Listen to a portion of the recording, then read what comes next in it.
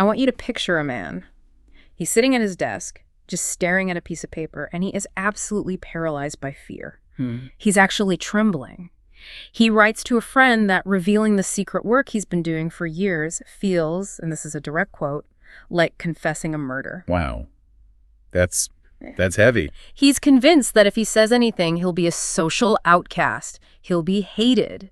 He is, arguably the most terrified man in England at that moment. And it is a heavy burden. And he carried that silence, that weight for decades. Exactly. But now, okay, freeze that image, and I want you to cut to a completely different scene.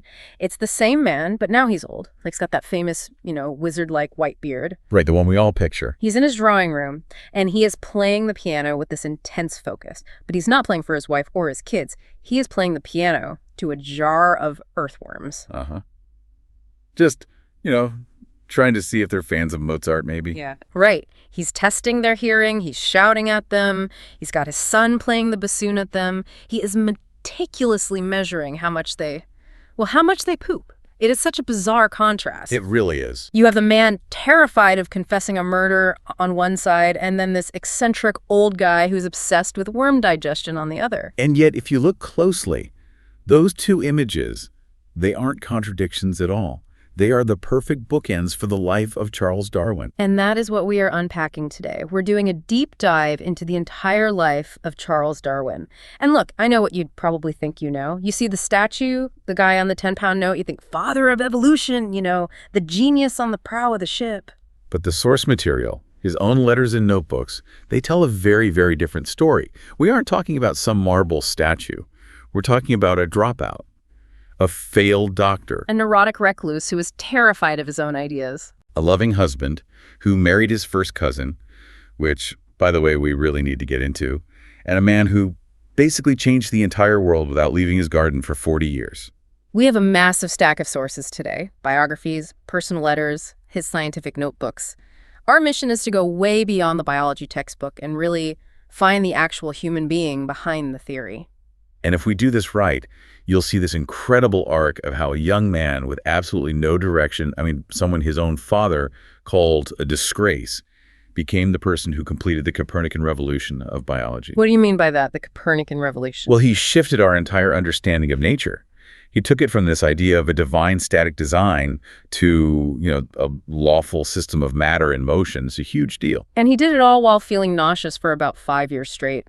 But we're getting ahead of ourselves. Let's start at the very beginning, because if you looked at Charles Darwin's high school report card, you would not bet on him becoming a genius. Not at all. Not even a little bit. Charles Robert Darwin was born in 1809 in Shrewsbury, England. And on paper, he was born on third base. Wealthy family. Oh, incredibly. His father, Robert Darwin, was this massive, imposing, very wealthy society doctor. His grandfather was Josiah Wedgwood, the pottery tycoon. So plenty of money, plenty of pedigree. But Charles, he hated school. Detested it. Yeah. With a passion. He went to a traditional boarding school, and the curriculum was, in his words, narrow and classical. It was all Latin and Greek verbs.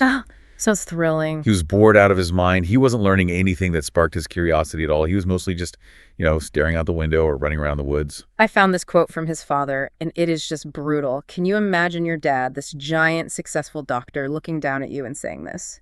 You care for nothing but shooting dogs and rat catching, and you will be a disgrace to yourself and all your family. Rat catching. That one really stings. In Victorian England, that's not just a hobby. That's like a low-class thing to do. It implies he's wasting his life on these dirty, parentless pursuits. His father honestly thought Charles was just aimless, a failure in the making. So Robert Darwin decides to take control.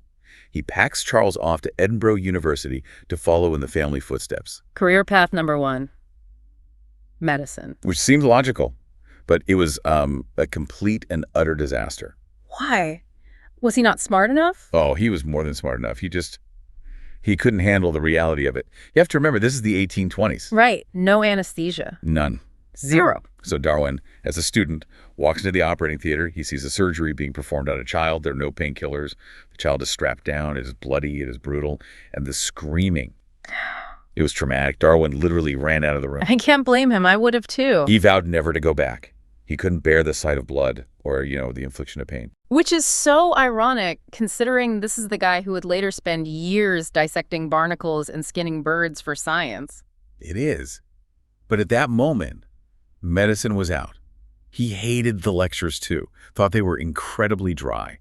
But, and this is the key thing, he didn't just sit in his room moping. No, this is where we see the first real spark of Darwin the naturalist. Exactly. He joined the Plinian Society, which was this club for students who were obsessed with natural history. But even more interesting were his mentors outside the university. He started taking lessons in taxidermy, stuffing birds. And who is his teacher? This is a really cool detail that often gets overlooked. It's a man named John Edmonston, and he was a freed slave from Guyana who was living in Edinburgh. I feel like this detail gets left out of the history books a lot. It does, and it's so important. Darwin spent hours with Edmonston. He paid him for lessons, sure, but really he just sat there listening to Edmonston's stories about the tropical rainforests of South America. It gave Darwin this vivid mental picture of a world he'd never seen. And it had a moral impact too, right? A huge one. Darwin saw Edmonston as a sophisticated, intelligent, skilled man. It completely countered the racist narratives of the time that said people of different races were essentially different species. So he's hanging out with a freed slave. He's learning to stuff birds. He's even dipping his toes into marine biology with a guy named Robert Grant, who's already whispering about transmutation, evolution. But back home, Papa Darwin is not happy. Not happy at all. Right. He pulls Charles out of Edinburgh. He sees his son failing at medicine and turning into what he called an idle sportsman. So he pivots. He goes to the only other respectable career for a gentleman who isn't a doctor or a lawyer. The church. Exactly. He sends Charles to Cambridge to become an Anglican parson, a priest. The irony is it's incredible. The man who arguably did more to dismantle religious dogma than anyone in history was studying to be a priest. And he was fine with it. He was actually quite orthodox at the time. He said he believed in the literal truth of the Bible. He didn't have a theological crisis yet. But just like in Edinburgh, his heart wasn't in the scripture. No, it was in the dirt. He became absolutely obsessed with collecting beetles. Beetles? It was a matey. It was like collecting trading cards, but for living insects. There's a famous story he tells in his autobiography that just perfectly sums up his personality. Oh, this is the one where... Yep. He's out in the woods, stripping bark off a tree. He sees two rare beetles. He grabs one in his left hand, one in his right hand. Okay, hands are full. Then he sees a third beetle, a really, really rare one. He doesn't want to lose it. So what does he do? He pops the beetle in his right hand into his mouth to free up his fingers. No, he did not. Yes. And the beetle, in self-defense, sprays this acrid, burning acid right down his throat. That's nasty. He had to spit it out immediately. He lost the beetle in his mouth, he dropped the other one, and the third one got away. He lost all three. That is dedication. Or madness. Maybe both. It's pure, unadulterated curiosity. And that intensity got him noticed. He met a botany professor named John Stevens Henslow. And Henslow saw that this wasn't just some goof-off student. This was a born naturalist. They walked together so much that Darwin was known on campus as the man who walks with Henslow. And that connection changes everything, because in 1831, a letter arrives. The Admiralty is sending a ship, the HMS Beagle, to map the coast of South America. And the captain, Robert Fitzroy, is looking for someone. Now, this is a nuance people miss. Fitzroy didn't just need a scientist. The ship already had a surgeon for that. He needed a companion. He needed a gentleman companion, because the captain is, well, lonely. Yeah, the hierarchy on a ship like that was incredibly strict. Exactly. The captain couldn't socialize with the crew. He'd go insane on a 5-year voyage with no one to talk to. He needed someone of his own social class to dine with. And Henslow recommends Darwin. There's a problem. The dad. Robert Darwin says absolutely not. He calls it a wild scheme. He says it's a waste of money and, even worse, it will ruin Charles's reputation and stop him from becoming a nice, settled clergyman. He basically gives him an ultimatum, right? He says, if you can find one man of common sense who approves of this, I'll let you go. And luckily, Charles had a very cool uncle, Josiah Wedgwood, the second Uncle Jos. He drives Charles to his father's house and just systematically dismantles every single one of Robert Darwin's objections. A true hero. He argued that natural history was perfectly suitable for a clergyman and that the travel would improve Charles's character. He saved the voyage. Thank goodness for Uncle Jos. But even then, he almost didn't get on the boat because of his nose. It sounds completely ridiculous, but yes. Captain Fitzroy was a devotee of physiognomy, this pseudoscience, that you can judge a person's character by their facial features. Right, I've heard of this. He looked at Darwin's nose. It was a bit bulbous, and he thought it was the nose of a man who lacked energy and determination. He genuinely worried Darwin would quit halfway through the trip. Imagine if the theory of evolution was delayed by 50 years because a captain didn't like a guy's nose. Fortunately, Fitzroy took a chance, and in December 1831, the Beagle set sail. For what was supposed to be a 2-year trip. And turned into nearly 5 years. Now, when we picture Darwin on the Beagle, we picture him looking all heroic, gazing at the horizon. But the reality, he was green. He was violently ill. For 5 years, he never got his sea legs. He spent weeks at a time just lying in his hammock, vomiting, miserable. He couldn't eat. But ironically, that sickness is probably why we have the theory of evolution. How so? Because he hated being on the ship so much, he spent every possible moment he could on land. While the Beagle was busy charting the coastline, Darwin was riding horses inland, climbing the Andes, exploring the Pampas. He spent way more time on land than he did at sea. And this is where the observations start stacking up. The first big piece of the puzzle isn't biology, strangely enough. It's geology. Right? He took a book with him. Charles Lyell's Principles of Geology. Lyell had this radical idea for the time. He said the Earth wasn't shaped by sudden biblical catastrophes like the Great Flood. It was shaped by slow, tiny, gradual processes, erosion, sedimentation, volcanic uplift acting over millions and millions of years. The famous line, the present is the key to the past. Exactly. And Darwin saw it happen with his own eyes. In Chile, he experienced a massive earthquake. The ground rolled like water. Terrifying. But afterward, he went down to the coast and saw that the land had physically lifted up a few feet. Oh. He saw mussels and barnacles dead on the rocks high above the high tide mark. So he does the math in his head. He realizes, Yeah. if you have a little lift like this every 100 years, and you multiply that by 1,000,000 years, you get the Andes Mountains. Right. You understood. Deep time. The Earth is incredibly old. And if the Earth changes slowly over time, maybe life does too. And then he starts digging up bones. In Argentina, yeah. He found these massive fossils. Skulls and shells of creatures that were extinct. He found the megatherium, which is basically a ground sloth the size of an elephant, and the glyptodon, which was like a giant armadillo the size of a Volkswagen Beetle. And this is the aha moment. It's more of a, that's weird moment. He noticed that these giant extinct monsters looked exactly like the tiny sloths and armadillos running around in the bushes right there. Same place. The exact same place. Why would God create a giant monster, kill it off, and then create a tiny miniature version in the exact same spot? Didn't make sense as a separate creation. It looked like a family resemblance. Descent with modification. He didn't have the words for it yet, but the evidence was piling up. Okay, we have to talk about the Galapagos. Because in the movie version of this story, Darwin steps off the boat, sees a finch, and yells, "Eureka!" Complete myth. A total myth. The Galapagos was actually a bit of a mess for him. It's a harsh volcanic landscape. Yeah. He collected the finches, sure, but he didn't even realize they were all finches. He thought some were wrens, some were blackbirds. Oy. He was actually really sloppy with his labeling. He just threw them all in a bag without marking which specific island each one came from. So he messed up the data. He did. He was much more interested in the mockingbirds and the giant tortoises. But even then, he kind of missed the trick at first. He was eating the tortoises. He ate the data. Delicious soup, apparently. But the vice governor of the prison colony there told him something that stuck in his brain. He said, "I can tell you which island a tortoise comes from just by looking at the shape of its shell." That implies the environment of each island is shaping the animal. Exactly. Isolation leads to difference. But Darwin didn't fully put all the pieces together until he was back in London. Before we leave the voyage, there's one more thing I want to touch on because it speaks so much to his character. The Beagle stopped in Brazil, and Darwin saw slavery up close for the first time. It absolutely horrified him. He came from a family of abolitionists. The Wedgwoods and the Darwins were very anti-slavery. Yeah. In Brazil, he heard the screams of tortured slaves from a house nearby, and he felt powerless to stop it. It haunted him. And this caused a huge fight with Captain Fitzroy, didn't it? A massive one. Fitzroy was a conservative aristocrat. He defended slavery.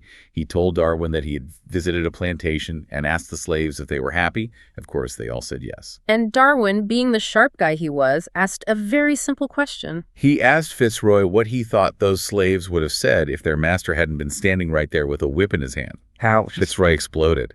He banished Darwin from his cabin. They eventually made up, but it shows that Darwin really viewed all humans as one family. He didn't buy into the separate creation, racist science of the time. And that view was reinforced by Jemmy Button. Yes. Jemmy was an indigenous man from Tierra del Fuego who Fitzroy had taken to England on a previous trip. Jemmy had been, civilized, dressed in suits, taught English, taught to be a gentleman. He was Darwin's friend on the ship. But when they dropped him back home, within a year, Jemmy had returned completely to his traditional way of life. And for Darwin, that proved that the difference between a savage and a gentleman wasn't biology. Right. It was just culture, a thin coat of paint. It reinforced that we are all the same animal underneath. So, 1836. The Beagle finally docks in England. Darwin has been gone for 5 years. He left as a nobody. He returns as a scientific celebrity because his letters and specimens have been circulating. But he has this secret idea growing in his head. He starts organizing his specimens. He gives the birds he collected to a famous ornithologist named John Gould. A few days later, Gould comes back and says, "Charles, these aren't wrens and blackbirds and whatever else you thought they were. These are all finches. They are all distinct species." That's the click. That's when the Galapagos finally makes sense. One ancestor finch must have arrived from the mainland, spread to the different islands, and then adapted. Some got heavy, thick beaks for cracking nuts. Some got thin, pointy beaks for catching insects. But he still needs the engine.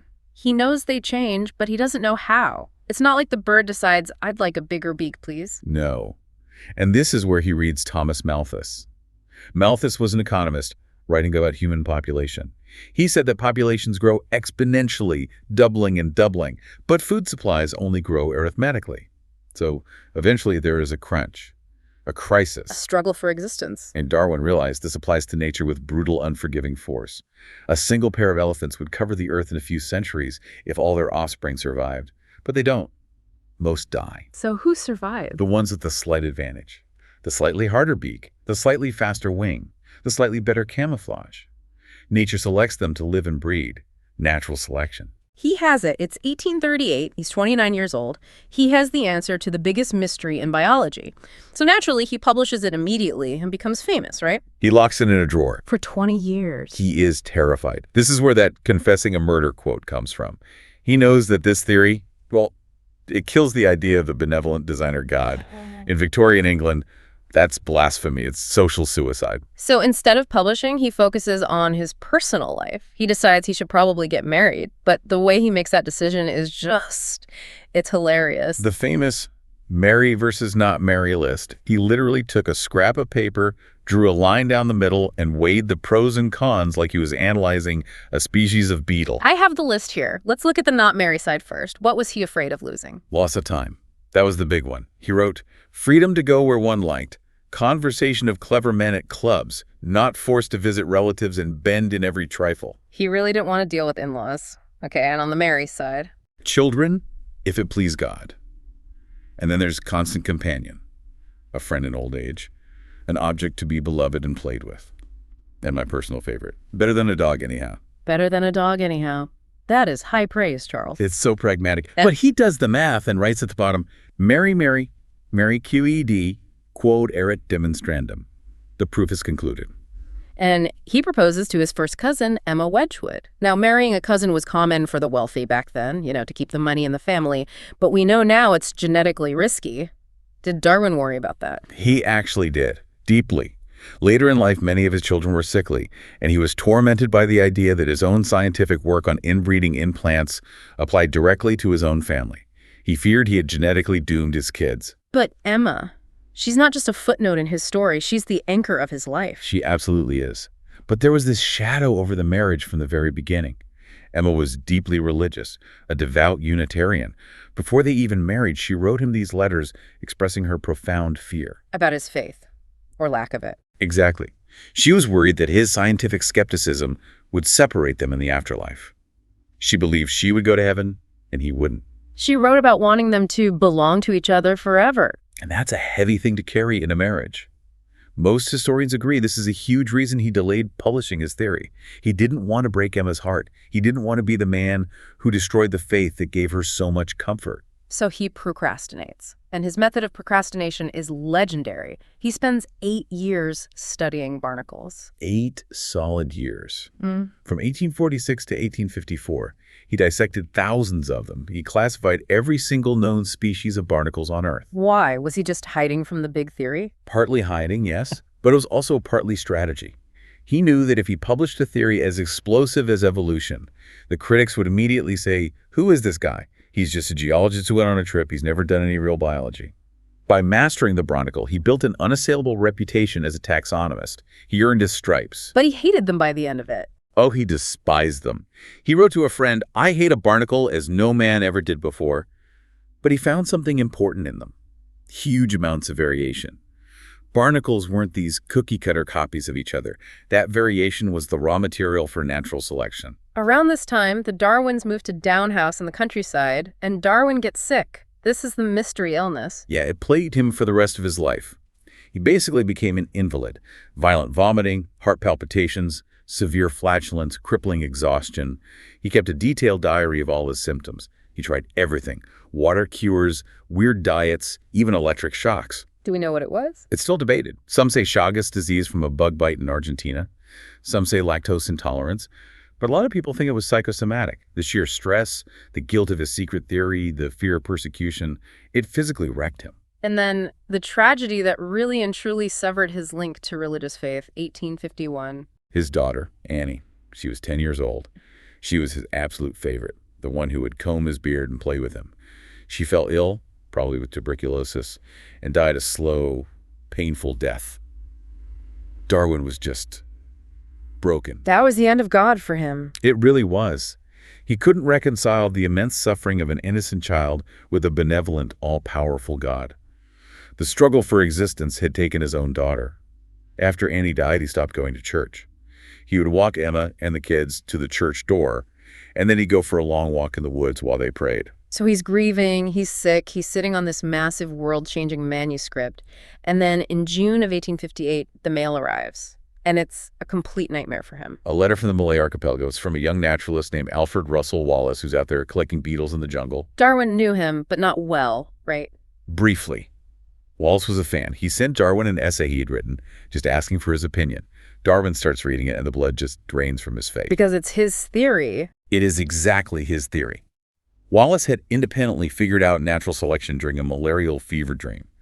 Darwin writes to his friends, "All my originality will be smashed." He's been scooped after 20 years of silence. This is a total crisis, but it leads to this very polite, very British solution. The gentlemanly compromise. Darwin's friends, the geologist Lyell and the botanist Hooker, they step in. They arrange to present both papers, a short piece by Darwin and Wallace's essay, at the same meeting of the Linnean Society on July 1st, 1858. And the craziest part is neither of them was there. No. Wallace was still in Indonesia, totally unaware any of this was even happening. And Darwin's infant son had just died of scarlet fever only days before. He was at home burying his child. He couldn't possibly go. So the papers are read. Does the world explode? Surprisingly, no. The reaction was totally muted. Crickets. The president of the society famously remarked at the end of the year that nothing striking had been discovered in 1858. He missed the biggest scientific discovery of the millennium, but this forces Darwin's hand. He can't hide anymore. He writes furiously for the next 13 months. He calls it an abstract of his much bigger planned work. And in November 1859, On the Origin of Species is published. And that creates the explosion. It sells out to the booksellers on the first day. It becomes the topic of conversation everywhere, from pubs to palaces. And the central question in the public's mind becomes, is man an ape or an angel? But here's the clever part. In Origin, Darwin barely mentions humans at all. He was being incredibly strategic. He knew humans were the third rail, the most controversial part. So he focused on pigeons, bees, barnacles. He built this massive wall of evidence from the non-human world. Only on the very last pages does he drop one single cryptic sentence. What does he say? He just says, light will be thrown on the origin of man and his history. That's it. Light will be thrown. That's all he dared to say. But everyone knew exactly what he meant. If the finch evolved and the bear evolved, then we evolved too. So the cat is out of the bag. The church is furious. The scientific community is deeply divided. And Darwin just stays at Down House, letting his friends fight the public battles for him. Right. Thomas Huxley becomes Darwin's bulldog, debating bishops and critics while Darwin was at home, sick and anxious. He hated conflict. He just wanted to do his work. And he finally tackles the human question explicitly in 1871. He had to. By then, the debate was raging everywhere. He publishes The Descent of Man. In it, he says it clearly. Humans share a common ancestor with African apes. But he also introduces another huge concept that people often forget about. Sexual selection? This is the answer to the peacock question. Right. Natural selection is about survival, a struggle for life. But a peacock's tail is terrible for survival. It's heavy, it's bright, it practically screams, "Hey, tigers, come eat me." So why does it exist? Darwin realized that survival is pointless if you don't reproduce. Some traits don't evolve for survival, they evolve for mating success. If the peahens prefer the big, showy tail, then the big, showy tail evolves, even if it's dangerous. It's about charm, not just strength. He also writes the expression of the emotions in man and animals. This is one of my favorites because he's basically just people watching for science. It's a brilliant book. He argues that our smiles, our frowns, our shrugs, they aren't these divine gifts given only to humans to express our souls. They are animal instincts. He traces the human sneer back to the wolf baring its teeth. He points out that monkeys chuckle when they are tickled. He is systematically tearing down that wall between us and them. We are a part of nature, not above it. Which brings us right back to where we started, to the worms. The final obsession. We're in the 1880s now. Darwin is an old man, he's world famous, a living legend, and he spends his final years staring at the ground in his own garden. People thought earthworms were just pests. Darwin was convinced they were one of the most powerful geological forces on the planet. He realized that by burrowing and eating dirt, they were constantly churning the soil. This is the bassoon story. This is it. He wanted to know their mental powers. He put them on his billiard table. He blew tobacco smoke at them. He poked them. And he had his son Francis play the bassoon as loudly as possible to see if they reacted to sound. And the results were? They're completely deaf. They didn't care one bit about the bassoon. But if he put the worm pot on the piano and played a low chord, they retreated into their burrows. They could feel the vibration. But the big insight wasn't about their hearing. It was about their work. Exactly. He calculated that worms moved tons and tons of soil per acre every single year. He showed that ancient Roman ruins were buried not by floods or catastrophes, but by worms slowly piling dirt over them for centuries. It's the same lesson as evolution, just on a different scale. Precisely. Small, slow, invisible changes. A worm eating a leaf, a finch having a slightly harder beak multiplied by millions of years can reshape the entire world. You don't need a miracle. You just need time. And his book on worms was actually a bestseller. It sold faster than Origin of Species did initially. The British public, they love a good gardening book. Darwin died in 1882. And despite being the man who killed God in the eyes of the church, where was he buried? Westminster Abbey. He was given a state funeral. He was laid to rest right next to Isaac Newton. That is such a massive statement from the establishment. It was them admitting defeat or maybe admitting progress. It was an acknowledgement that the Copernican revolution was complete. Biology was no longer a study of miracles. It was a study of natural laws. It's such a paradox when you look at him. The man was a hypochondriac, a recluse, a man who barely left his house in Kent for 40 years. And yet, intellectually, he traveled further than anyone else in history. And he did it just by looking. That's the lesson for me. Yeah. Whether it was the beak of a finch, the shape of a barnacle, or the poop of an earthworm, he looked at the things everyone else ignored and saw the entire history of life written in them. So here's a final thought to chew on. Darwin was right about natural selection, but he was actually wrong about how inheritance worked. He didn't know about genes. No, he didn't. He died without ever knowing about DNA or Gregor Mendel's work on genetics. He had this other wrong theory called pangenesis. He admitted he didn't understand the mechanism of how traits were passed down. And yet the theory held up. When we finally discovered DNA in the 20th century, it fit perfectly into the slot that Darwin had left empty for it. And that is the mark of a truly great theory. It survives new discoveries. It actually gets stronger with new evidence. So that is the life of Charles Darwin. Not a statue, but a guy who failed medical school, loved his wife, hated barnacles, and quietly changed the world. a fascinating, contradictory, and deeply human life. If you enjoyed this deep dive into the archives of the History Titans channel, please make sure to subscribe, like, and share this with a friend who needs to know why earthworms are deaf to bassoons. And we really want to hear from you. Yes, specifically this. Darwin put better than a dog anyhow on his pro-marriage list. Would you have put that on yours? Or would you be more of the freedom to go where one liked type? Let us know in the comments. I would love to see the answers to that one. Thanks for listening, and stay curious.